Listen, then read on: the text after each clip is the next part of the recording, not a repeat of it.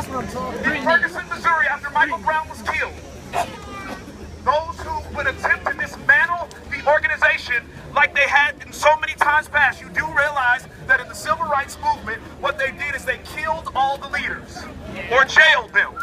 You understand that, right? They attempted to manipulate and dismantle the organization in Ferguson the same way. But instead, what they realized was that they were not just dealing with one organization, but they were dealing with 50 organizations. So when they attempted to dismantle one, there were 49 others that rose to the occasion to fight the battle. So I don't want you to get it twisted tonight. You need to go home, get in your prayer closet, figure out what you can do, and then move out and make a difference. In every one of our communities, there are schools that are suffering. Find your way to a school, offer your assistance to that principal, and find some students that at the very least you can take under your wing and mentor. How about this? In every one of our communities, there are dilapidated buildings that are waiting for somebody. You don't have to wait for the church. Some of you got enough money to renovate houses yourself.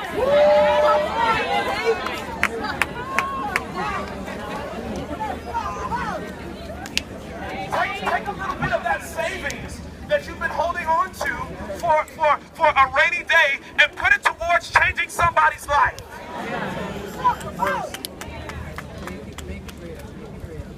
Not only that, but how about the black businesses in our community?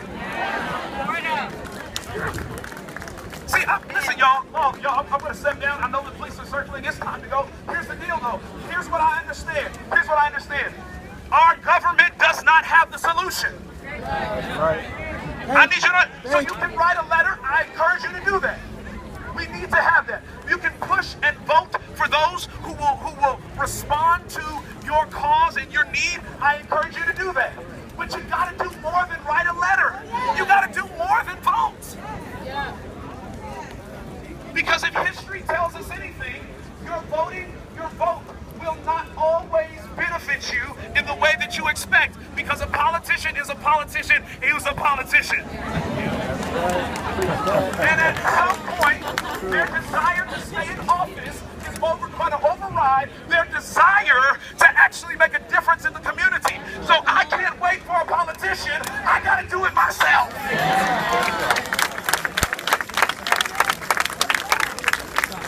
Now, if you discount anything because I'm yelling, understand this. That unless we get fired up and committed to become committees of 1, 2, 3, a small group of people, we will always see and experience what we're experiencing. Because you know what, y'all? The one thing I don't want to happen after this is that this becomes one of many beginnings. I'm proud of our church that we have finally stood up and we've come together.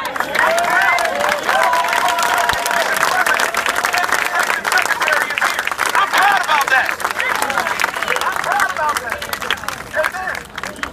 about that. I'm proud that Elder Kimball, one of our elder statesmen in Vice President of North American Division, is here. I'm glad our church has woken up. But what I do not want to see happen is that in 10 years, we have to begin again. Let this be the last beginning. And let's choose to move from this place and actually make a difference in our communities. Listen, last point here, last point. When you go home tonight, I want to dare you to take a moment and do one of two things. Examine what gifts and talents and skill sets that you can use to volunteer time in your community. And then the second thing I want you to do is I want you to find the top 5 nonprofit organizations in your community. And I want you to go and support them. The church does not have to recreate the wheel for every dire issue that is in our community. There are some people who are doing it well. Let's team up with them, expand their capacity so that we can expand the impact. And I have confidence in this, that because I know Jesus, we have this confidence. Justice will come. I wish I had a witness in the house of God today. Justice will come.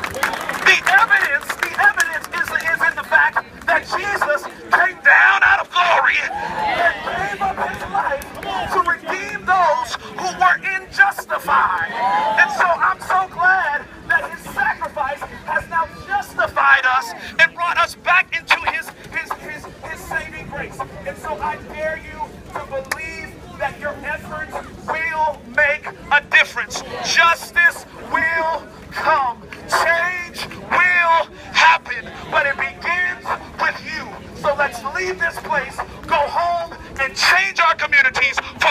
glory of God. God bless you.